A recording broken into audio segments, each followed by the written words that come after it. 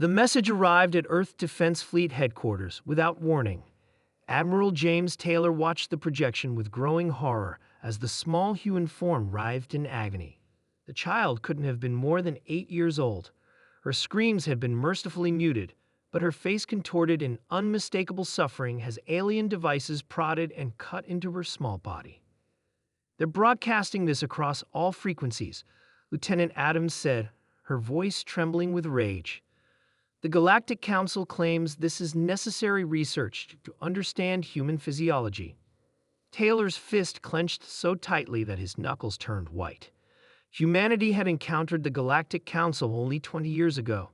The collective of 17 advanced species had welcomed Earth with patronizing smiles and empty platitudes about galactic brotherhood. But the relationship had soured quickly when humans refused to accept their designated role as a developing species under Council supervision. "Where is she being held?" Taylor asked, his voice dangerously calm. "Detention Research Facility 9, orbiting Centauri Prime, the Council's main governmental hub." Taylor nodded once. "Send the message." Adams hesitated. "Sir, the extinction protocol requires presidential authorization. The president gave me discretionary authorization last month," Taylor said, sliding a data chip across the table. "Commence Operation Hellfire. All ships. No survivors." On Centauri Prime, High Counselor Vex of the Lorathi species adjusted his ceremonial robes as he addressed the council chamber.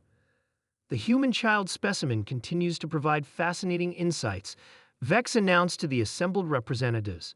"Their pain threshold is remarkably high, yet their neural patterns suggest advanced emotional processing. Most interesting."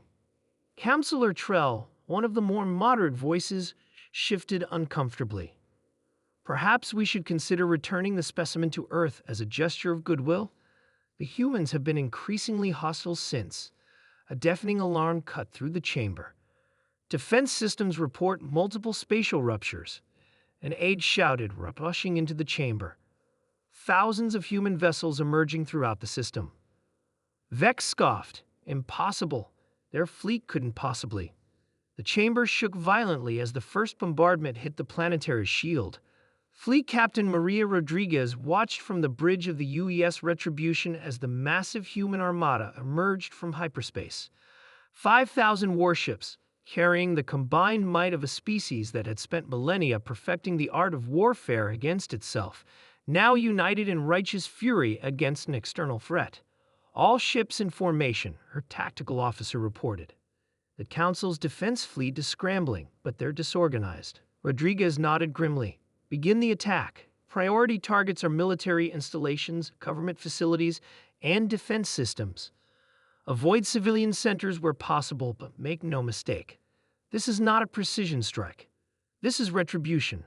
On her command, the human fleet opened fire. Advanced Council shields that had repelled countless attacks from rebellious member species crumpled under the onslaught of weapons designed by humans who had never accepted the Council's restrictions on excessive military technology. Rescue Team Alpha cut through the hull of Research Facility 9 with laser precision. Commander Alex Brown led the squad of 12 soldiers, each wearing powered assault armor that made them look more machine than human. "Life signs ahead," the team's scanner operator whispered over the comm. "One human, multiple aliens." Brown raised a closed fist, signaling the team to halt, then pointed 2 fingers forward.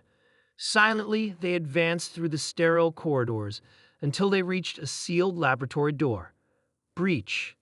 The door melted under concentrated fire, and the team poured through. 5 alien researchers turned in shock, reaching for control panels. They never made it. The rescue team's weapons fired in perfect unison, and the researchers collapsed. In the center of the room, strapped to an examination table, lay a small girl with tear-streaked cheeks and eyes wide with terror. Brown approached slowly, removing her helmet. "Emma Wilson, where did it take you home?" The Galactic Council's military response was pathetic by human standards. Their ships, elegant, efficient, and utterly unprepared for the savagery of human warfare, fell by the hundreds. Their crews, accustomed to ceremonial patrols and minor peacekeeping operations, panicked when faced with an enemy that showed no mercy. From his flagship, Admiral Taylor watched the systematic destruction of the Council's seat of power. 17 species had believed their technological superiority and ancient alliance made them untouchable. They had never faced a species like humanity, young, fierce, and willing to burn the galaxy to rescue one of their own. Extraction team reports success, Adams informed him. Emma Wilson is secure and receiving medical treatment. Taylor nodded. Begin Phase 2. 3 days later, representatives from all 17 Council species stood before a human delegation aboard the UES Retribution.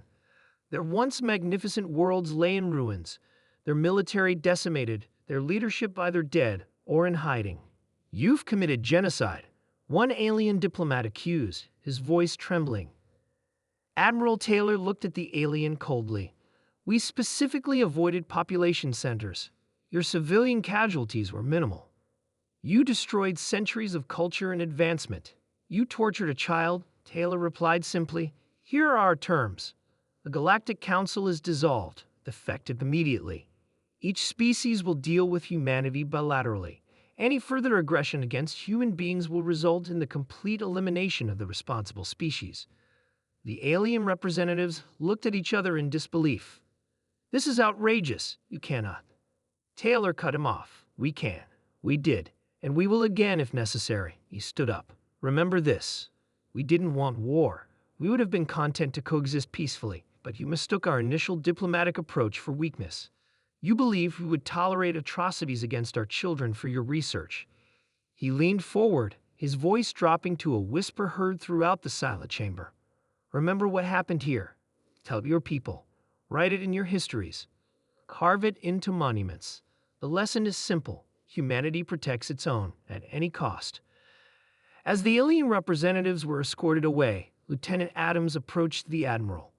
Was it worth it, sir? Taylor looked through the viewport at the still smoldering worlds that had once housed the Galactic Council's power. Ask Emma Wilson in 20 years, he replied quietly. For now, let's go home.